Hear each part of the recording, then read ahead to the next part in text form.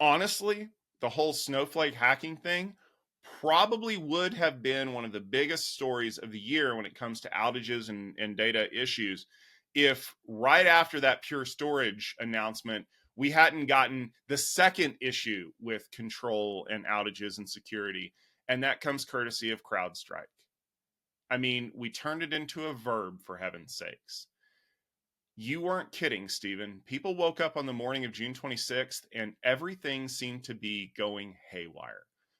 Services were offline. If you went to the store, there was a good possibility you couldn't even pay for your stuff. People were stranded at the airport. It's almost like everything went on strike. And it all came about because of a malformed update to CrowdStrike's kernel scanning software that got pushed out in the wee hours of the morning. For people working in the UK, they saw it happen live during the workday and were like, oh crap, this is a problem. Machines were blue screening, systems were getting knocked offline. And when they rebooted, they were halted because you couldn't get into the device. And this is where some of the control that we've instituted to make our things safer actually came back to bite us. BitLocker was a technology developed by Microsoft that encrypts disks that allows you to basically make sure that nobody can steal the drive out of your PC and scan and steal files, right? Yeah, well, when the system is locked out, booting into safe mode is impossible without a BitLocker unlock key because the disk is encrypted at boot time. And so there were people that were having to log in and get these keys out of Active Directory so they could boot the machines to remove the file that caused the problem. Because of course, CrowdStrike immediately figured out that something had gone wrong and pushed a patch. And that was great for anybody who hadn't booted their computer by 10 or 11 a.m. It started up, it got the update, and everything ran fine.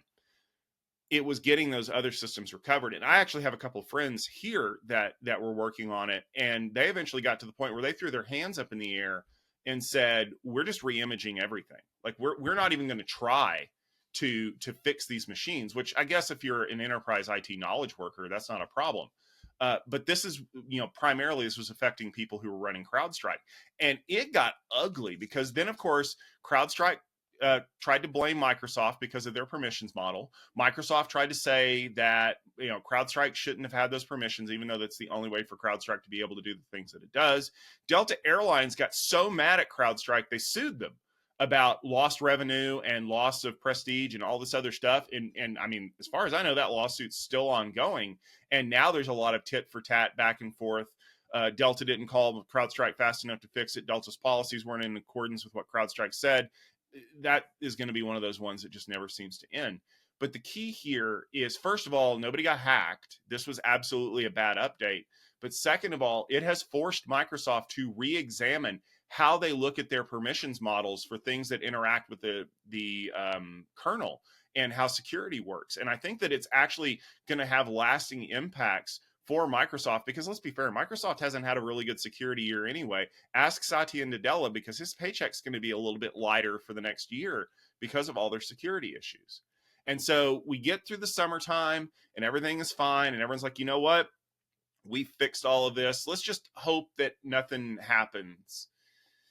Yeah, that took like 2 months. And then we got into October and we had the first inkling that there was something really weird going on, because the US federal government came out and said that they had an enormous critical telecom infrastructure situation.